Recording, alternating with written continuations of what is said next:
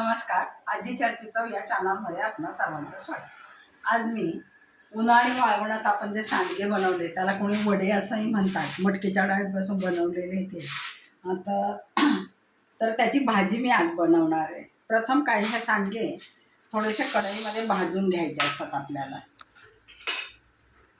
सुरुवातीला बिना तेलातच गरम करून घ्यायचे आणि त्याला कांदा वडा असं म्हणतात. सुक्काच करतो, जास्त पाणी नाही घालायचं त्याच्यामध्ये. तर हे असं जरा थोडंसं लाल होईपर्यंत तो भाजून घ्यायचा. त्यासाठी लागणारं साहित्य ते भाजते तोपर्यंत मी तुम्हाला सांगते. इथे 3 मोठे कांदे मी चिरून घेतलेले आहेत. कांदा वडाच म्हणतात, कांदा जास्त असतो, वडे कमी असतात. आणि फोडणीसाठी कढीपत्ता घेतलेला आहे. त्याला फोडणीला आणखीन आपल्याला मोहरी टाकायची, लाल तिखट आणि हळद आणि चवीपुरतं मीठ टाकणार त्याच्यामध्ये. बस एवढंच लागतं याला, दुसरं काही लागत नाही. काही जण दाण्याचा कूट घालतात, पण दाण्याच्या कुटानं ते चांगलं लागत नाही. आता पहा थोडंसं गरम झाली कढई, त्याच्यामध्ये तेल टाकणार आहे मी आता. ते सांडगे तेलामध्ये परतून घ्यायचे, सारखं हलवायचं मात्र आता. कारण काय होतं मग ते जळतात आणि करपट जळकट असं झालं की मग काही चांगलं लागत नाही. सारखं पुन्हा आणि उन्हाळा असल्यामुळं कढाई गरम होतात लवकर, म्हणून पटपट पटपट हलवत राहायचं. पहा लालसर गुलाबी असा रंग आला पाहिजे त्याला. सारखंच हलवत राहायचं, थांबायचं नाही. जर आपण नाही ठेवलं ना तर जळतात आणि करपटच होतं ती भाजी. म्हणून अशी सर्व आता लाल तसं झालं की मग काढायचं. गुलाबी रंग लाल म्हणजे. आणि आता मी काढून घेते ते. आता पहा याच्यात तेल टाकलं 1 चमचा मोठा. मोहरी टाकायची आपल्याला त्याच्यामध्ये. तेलात तावाला की मोहरी टाकायची. पानं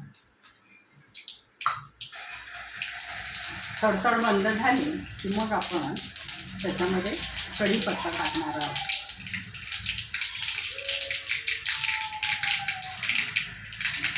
त्याला हिंग नाही टाकला तरी चालतं, सांडग्यामध्ये सर्व टाकलेलं असतं, जिरं असतं, हिंग असतं, म्हणून ते टाकलेलं नाही.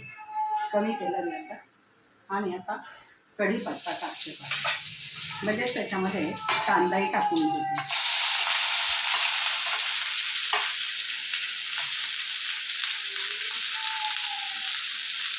कांदा चांगला गुलाबी होईपर्यंत परतून घ्यायचा. आता गॅस मी थोडा मोठा केला परत. मगाशी कांदे जळते म्हणून कमी केला होता. लाल होईपर्यंत गॅस हलवत राहायचा. तर दाताखाली करकर लागतो.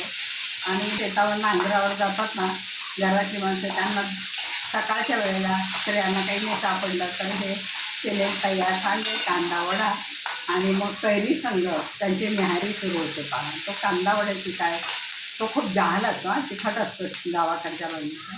आपण तितकासा तिखट नाही करणार, कमी करणार. कांदा परतताना थोडंसं मीठ त्याच्यात टाकलं की कांदा लवकर परतला जातो, म्हणून थोडं मीठ तेव्हा टाकून दिलेलं मी त्याच्यात.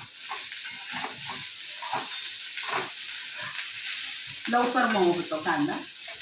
आता आपला कांदा परतून झाला, लाल झाला जरा. आपण हे सांडगे त्याच्यात तळलेले हे टाकून देणार. थोडीशी हळद त्याच्यामध्ये टाकायची.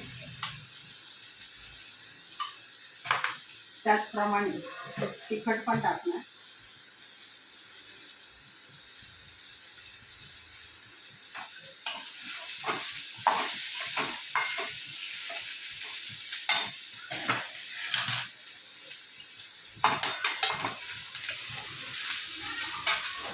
सोपी भाजी करायला, पण गावाकडे खूप आवडते. अगदी मटकीची डाळ हरभरा घालून केलेले सांडगे, त्या नुसत्या मुगाच्या डाळीचे सांडगे, हे अशा उन्हाळ्याच्या दिवसातील भाज्या चांगल्या. आता याला आपण थोडंसं पाणी टाकणार आहे. आणि सांडगे डाळ थोडा वेळ लागतो, निब्बर असं वाळून गेलेलं असतं.